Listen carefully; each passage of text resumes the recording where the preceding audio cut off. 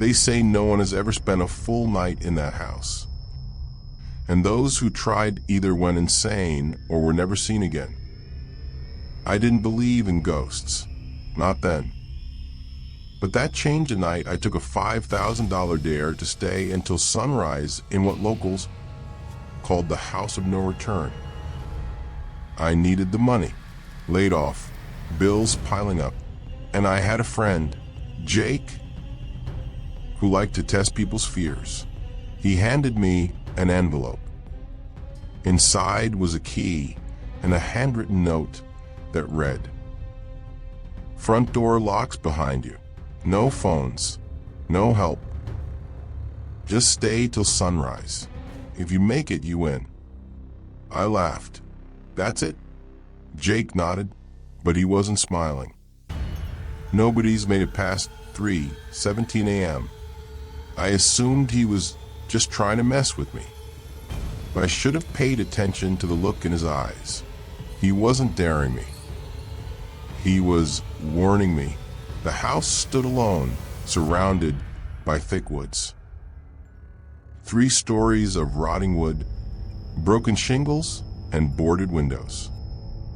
The trees around it leaned away, like even nature didn't want to be near it. As I stepped onto the porch, the air changed, thicker, stiller, like I had just walked underwater. Inside, everything was untouched, but aged. Furniture was covered in sheets. Cobwebs danced in the corners. There was a dusty smell mixed with something faintly metallic, like old blood. I filmed everything with a handheld camera, just for proof. At 8:47 p.m., the front door slammed shut behind me. I didn't think much of it. I should have. By 10 p.m., the house had settled into silence. No wind, no creaks, just nothing. Then I heard footsteps above me, too precise to be random creaking. I froze listening. Another step, then another. I crept up the stairs, camera in one hand, flashlight in the other. The hallway was long, lined with closed doors. I opened each one, bedroom, closet, bathroom, empty, until the last door. A nursery, toys scattered across the floor, a crib in the corner, a rocking chair still moving, slowly, as if someone had just gotten up. I scanned the room. That's when I noticed the mirror on the wall was delayed. My reflection moved a second after I did. Then it grinned.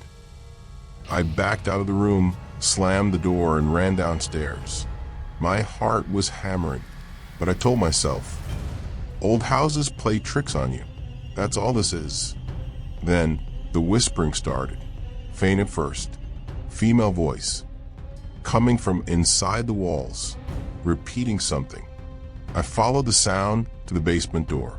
It was slightly open, even though I hadn't been down there. I pulled it shut and locked it. A second later, bang, bang, bang. 3 knocks from the other side. No more, just 3. I didn't open it. Instead, I turned and saw the crucifix I brought was gone from around my neck. The chain had snapped. I hadn't even felt it.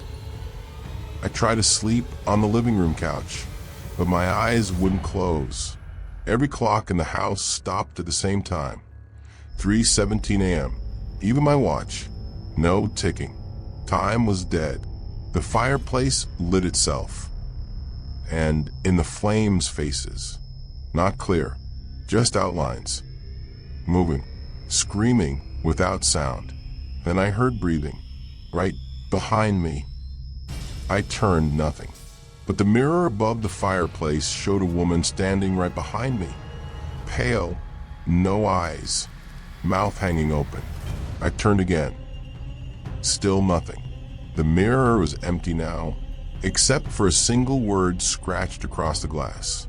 Stay. Every light bulb in the house shattered at once. Glass rained down like ash.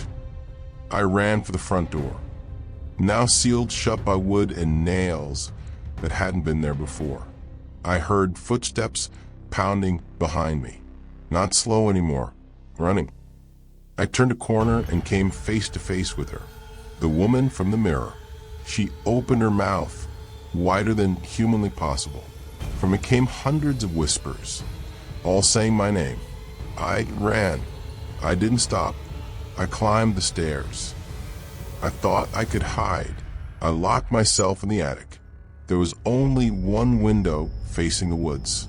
As I looked out, I saw something that broke me.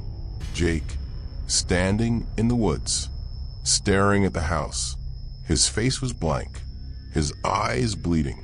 He raised one hand and pointed up at me. I backed away from the window, and there she was, in the attic, right in front of me. She didn't move. She didn't blink. She whispered, "You were never meant to leave." Then everything went black. I woke up outside, face down in the dirt. It was morning. The house behind me, gone. Just trees, like it never existed. Jake never spoke to me again. And every night since, at 3:17 a.m., I wake up gasping. Sometimes I see her in mirrors.